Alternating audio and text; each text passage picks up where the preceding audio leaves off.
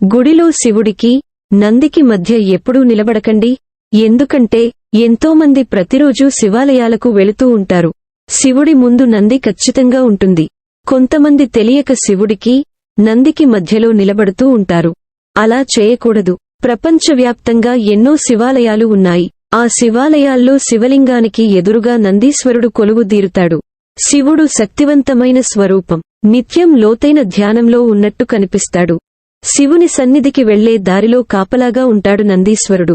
శివుడుని ఎవరు కలుసుకోవాలన్న ముందుగా నందీశ్వరుడిని దాటి వెళ్లాలి.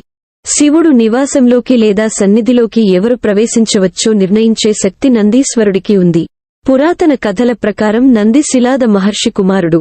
శిలాద మహర్షి తీవ్రమైన యజ్ఞం చేయగా ఆ యజ్ఞం నుండే ఈ నంది ఉద్భవించినట్టు చెబుతారు. నందికి శివుని పట్ల అచంచలమైన భక్తి ఉంటుంది.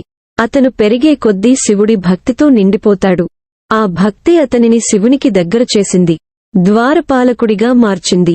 ఎంతోమంది భక్తులు తెలియక శివుడికి నందికి మధ్య నిల్చుని నమస్కరిస్తూ ఉంటారు.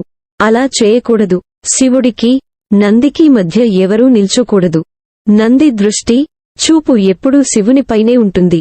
వ్యక్తులు శివునికి నందికి మధ్య నిలబడటం వల్ల నంది దృష్టి నుండి శివుడిని మరల్చినట్టు అవుతుంది.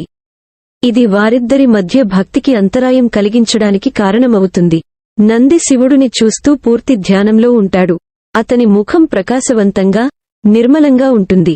శివుని నుంచి వస్తున్న కాంతి ప్రకాశానికి అతను ధ్యానముద్రలో ఉండిపోతాడు.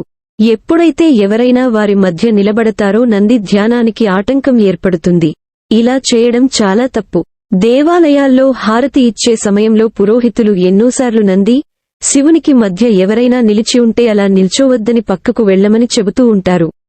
నంది మాత్రమే శివుడుని, అతని మహిమను నేరుగా చూడగలడని ఎంతోమంది నమ్మకం. శివుడు నంది మధ్య ఉన్న విలువైన బంధం వారి మధ్య ఎవరిని నిలబడనీయకుండా చేస్తుంది.